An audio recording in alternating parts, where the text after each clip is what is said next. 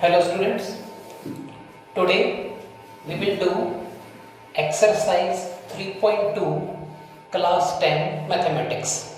Exercise 3.2.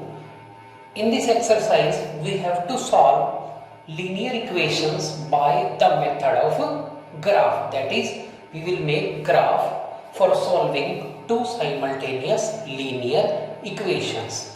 So first question, exercise 3.2 according to our NCERT book of class 10. The first question is 10 student of class 10 means total students 10, number of boys plus number of girls equal to 10. 10 student of class 10 took part in a mathematics quiz. एक quiz में 10th class के total 10 student ने participate किया. उसके बाद next condition देखें. If the number of girls is 4 more than number of boys, लड़कियों की संख्या लड़कों की संख्या से 4 ज्यादा थी, then find number of boys number of girls by using graph. So we will write let number of boys is equal to x and that number of girls is equal to y. Let number of boys equal to x, number of girls equal to y. माना उस class में लड़कों की संख्या x है, लड़कियों की y है. फर्स्ट कंडीशन में टोटल स्टूडेंट हमें 10 दिए हैं. This is first condition. First condition means x plus y is equal to 10. This is our first equation. And according to second condition, the girls was 4 more than boys. लड़कियों की संख्या लड़कों से 4 ज्यादा है. यहाँ हमने माना है कि लड़कियां y हैं, लड़के x हैं. ये 4 ज्यादा है. Means हम लिख सकते हैं second condition y minus x is equal to 4. अब हमारा कंप्लीट क्वेश्चन ये है कि we have to solve these two equation by using graph. If we want to make its graph, then first of all we will prepare a table. सबसे पहले हम इसके लिए टेबल बनाएंगे. यहाँ पर x and y में लिखे जाएंगे. We have to take at least 2 or 3 values. I am taking 3 values. First of all, when you put x equal to say 4, 5 and 6. When x is equal to 4 plus y is equal to 10. So y equal to 6. When x is equal to 5 plus y 10. So y equal to 10 minus 5. When x equal to 6, so 10 minus 6 is 4. Similarly, we will prepare a table for second equation x and y. We will take some value. Here x number of boys, y number of girls. When x equal to, say, put x equal to 3, put x equal to 4, put x equal to 5.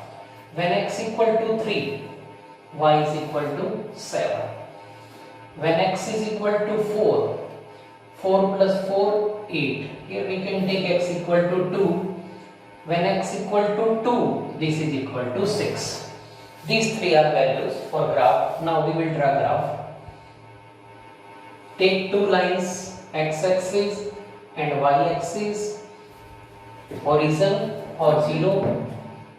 Value of x is maximum value 3, 4, maximum value of x is 6. Maximum value of x is 6, maximum value of y is 8. So 1, 2, 3, 4, 5, 6, 7, 8. 1, 2, 3, 4, 5, 6, 7, 8. Similarly x 1, 2, 3, 4, 5, 6, 7. 1, 2, 3, 4, 5, 6, 7. ये दोनों graph जहां intersect करेंगे वो हमारा solution होगा. हम directly भी करके देख सकते हैं. जैसे x से x कैंसिल हो रहा है, 2y 14, तो y की वैल्यू तो 7 आएगी और x 3 आएगा. अगर हम डायरेक्ट इसे सोल्व करके देखें तो x3y7 x3y7 का मतलब दोनों लाइनें 3 7 पर इंटरसेक्ट करने जा रही है, जैसे पॉइंट 3 7 है। तो सबसे पहले फर्स्ट लाइन का ग्राफ बनाते हैं हम 4 6 x4 and y6 x4 and y6 near about this point 4 6 5 5 x5 then y5 this is this point 5 5 and x6 y4 this is 6 4 ये हमारा पॉइंट है बच्चों 6 4। तो इस तरह से हम एक स्ट्रेट लाइन ड्रा कर सकते हैं। ये हमारा फर्स्ट लाइन का ग्राफ जाएगा इस तरह से, ये फर्स्ट लाइन है। इसी प्रकार से सेकंड लाइन लेंगे, दोनों लाइंस जहां इंटरसेक्ट करती हैं वो हमारा सॉल्यूशन होता है।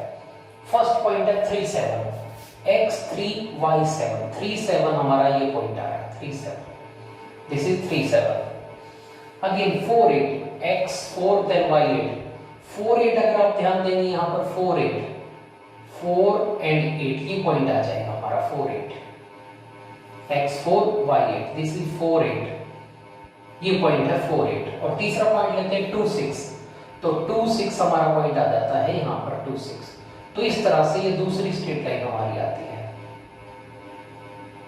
तो आप देख रहे हैं ये दोनों lines, we can see both line intersect at this point and coordinate of this points are 3 7 3 7 coordinate of this points are 3 and 7।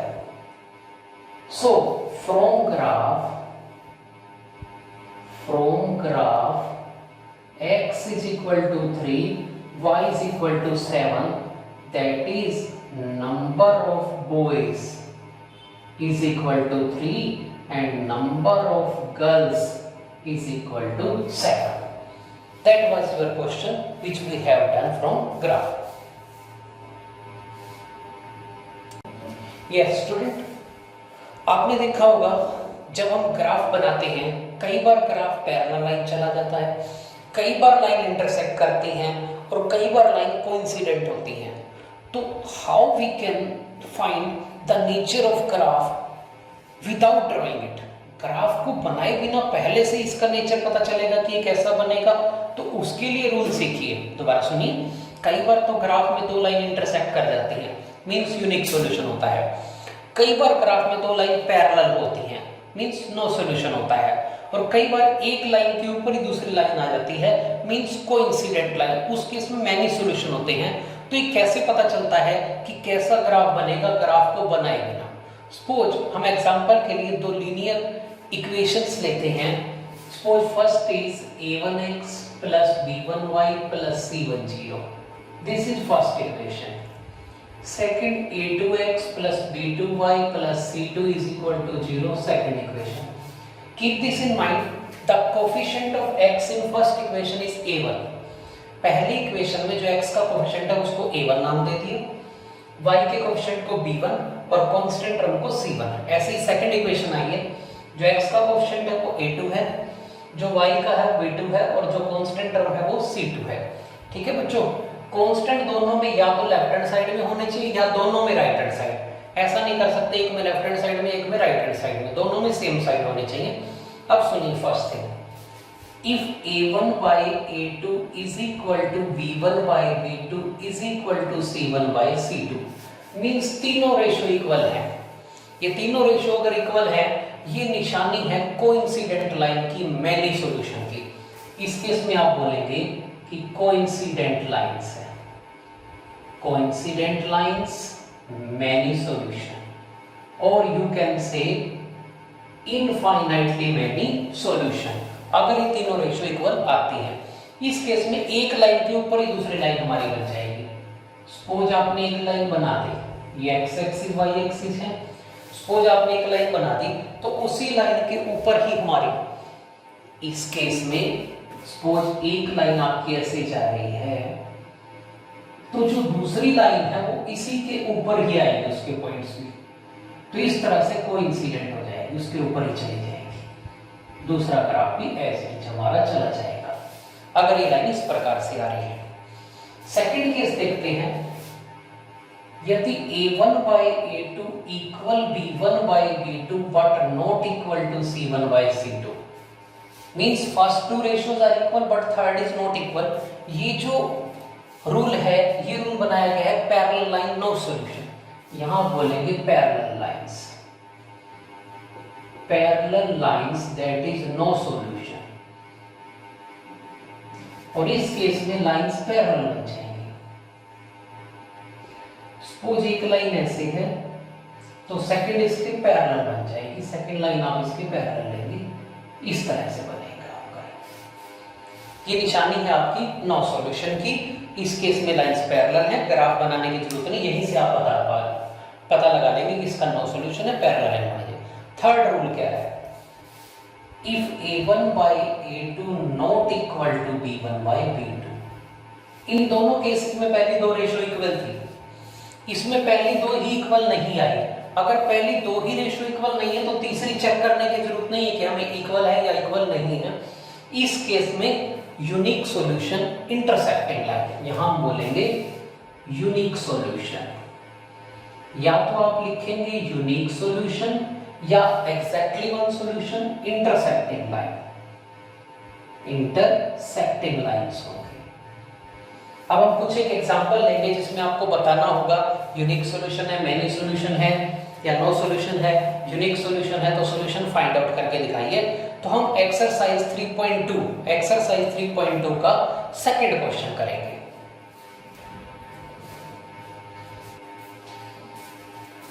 This is first part of second question.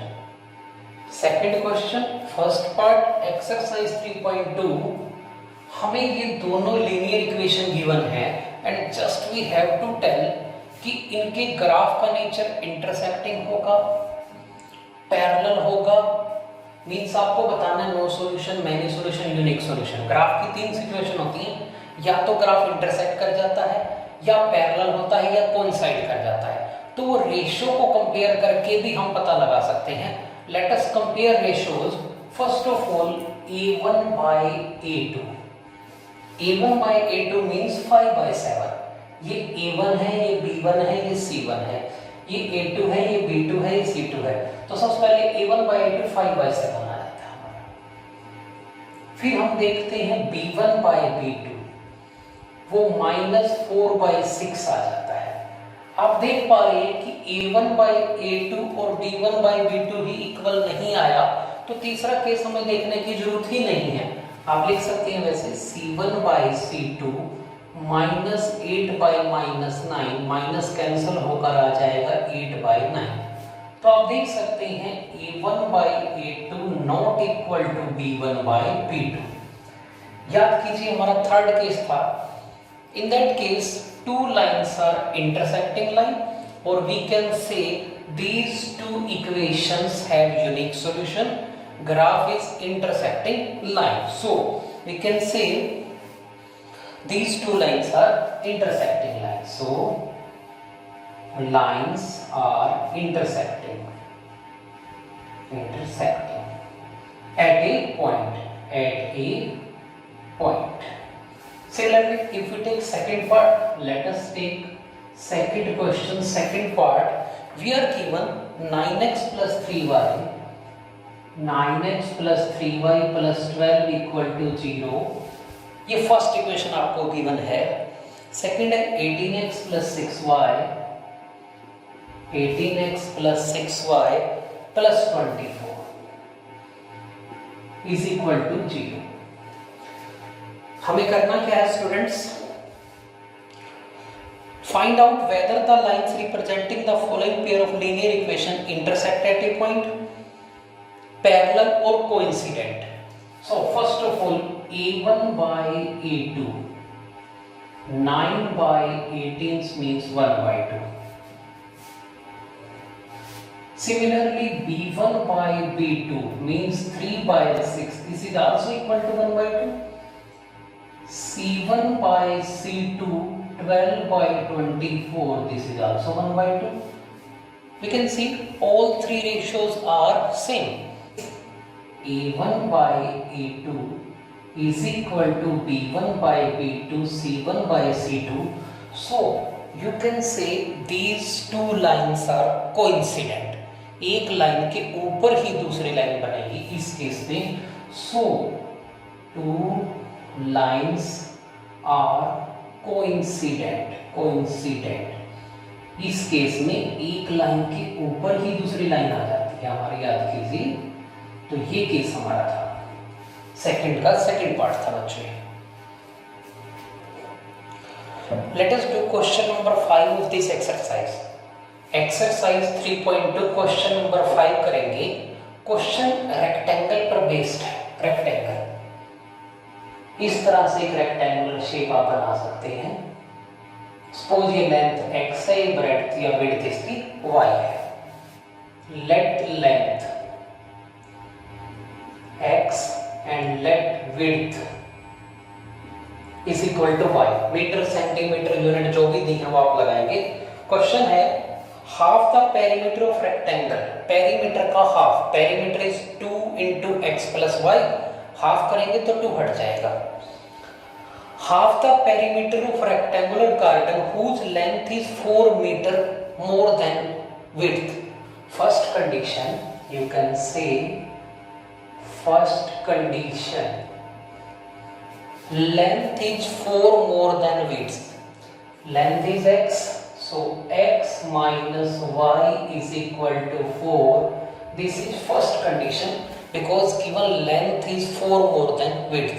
लंबाई चौड़ाई से 4 ज्यादा है तो length minus breadth equal to 4। Second condition में half perimeter की बात की गई है। Half perimeter means 2 bracket x plus y by 2. This is half perimeter because perimeter of rectangle 2 into length plus breadth. Half means 2 will get cancelled. This is equal to I think 36. So x plus y is equal to 36. This is our equation number second. Now we have to find dimension of a rectangle. Let us do this question by using graph. First of all we will make tables. We will draw a table here, x and y. When y is equal to 4, when y is equal to 8 and y is equal to 12. Let us take these three values. y 4 रखेंगे तो 4 इधर आके plus होके 8 बना, 8 रखेंगे तो 12 बना and 12 plus 4 16 बना। देखिए आप y को 4 रख रहे हैं तो -4 इधर आके +4, 8 रख रहे हैं -8 इधर आके +8 और -12 तो +12 और 16। ऐसे इसकी टेबल बनाएंगे हम दूसरे की और फिर हम इन दोनों लाइंस का ग्राफ बनाएंगे। जहां ग्राफ इंटरसेक्ट करेगा वो हमारा सॉल्यूशन होगा। यस, यहाँ भी अगर हम कुछ ऐसी वैल्यू रख पाए तो जैसे y की जगह हम रखते हैं 20। अगर y को 20 रखते हैं तो ये 16 आ जाएगा। कैसे? 20 माइनस हो जाएगा उधर जाके। अगर हम y की जगह यहाँ पर 16 रखते हैं तो ये x20 आ जाएगा। सिमिलरली अगर हम y की जगह सपोज 24 रखते हैं, 24 माइनस करेंगे तो ये 12 आ जाएगा। तो यहाँ हम 4 के गैप पे टेबल बना सकते हैं। कोशिश करेंगे हमारा ग्राफ बन जाए इस स्पेस में। ये x हो गया, ये y हो गया, x और y। x axis, y axis, 4 का हम यहाँ पर गैप ले सकते हैं। तो x की जो मैक्सिमम वैल्यू है वो 20 तक जा रही है यहाँ पर एंड y की मैक्सिमम वैल्यू 24 तक जा रही है। तो 4, 8, then this is 12, 16, 20, enough? 4, 8, 12, 16 and 20. Similarly 4, 8, 12, 16, 20 and 24. 4, 8, 12, 16, 20 and 24. Okay. Now this is 0. First इस लाइन का ग्राफ ड्रा करते हैं। अगर x 8 है तो y 4 है, x 8 y 4, x 8 y 4। बच्चों जब ग्राफ पे करेंगे तो बहुत एक्यूरेसी आएगी और आपको पॉइंट सर्च करने में इतनी दिक्कत भी नहीं आएगी क्योंकि वहाँ वर्टिकल हॉरिजॉन्टल लाइन लगी हुई है। Next this is x8 for 12 8, ये 12 है और ये 8 यहाँ आ जाएगा 12 8, ये सेकंड पॉइंट आ गया। इस तरह से हम एक लाइन ड्रा करने जा रहे हैं। नेक्स्ट 16 12, अगर x16 है तो y12 बच्चों यहाँ पर आ जाएगा। तो ये लाइन हमारी इस तरह से जाएगी, ये फर्स्ट लाइन हमारी इस तरह से जाएगी। ओके, सेकंड लाइन देखते हैं हम यहाँ पर। सेकंड लाइन अगर ये फर्स्ट लाइन का ग्राफ हमने बनाया है, इसको आप प्रोड्यूस करना चाहें तो इस तरह से प्रोड्यूस भी कर सकते हैं। ये फर्स्ट लाइन एरो लगा दी। सेकंड लाइन देखिए x16 तो y20, ढूंढिए x16 ये रहा और y20 16 20 मींस ये पॉइंट है, ये आपका फर्स्ट पॉइंट आता है इस तरह से। नेक्स्ट 2016 ढूंढते हैं, 20 एंड 16 वो इस लाइन पर ही आ जाएगा पॉइंट हमारा 2016, ये सेकंड पॉइंट है। और थर्ड पॉइंट 12, x तो 12 होगा और y24 जाएगा, x तो 12 होगा और y24 हमारा यहाँ आ जाएगा, तीसरा पॉइंट 24, ये पॉइंट। तो ये हमारा ग्राफ इस तरह से इस लाइन का हम ड्रा कर सकते हैं। ये दोनों लाइंस हमारी इस पॉइंट पर मिल रही हैं और इस पॉइंट के कोऑर्डिनेट हम अगर नीचे देखें तो यहाँ तो 20 means x is equal to 20 and y is equal to 16, means 2016। पहले x की वैल्यू लिखनी है फिर y की वैल्यू लिखनी है। So from graph length, so we can see from graph x is equal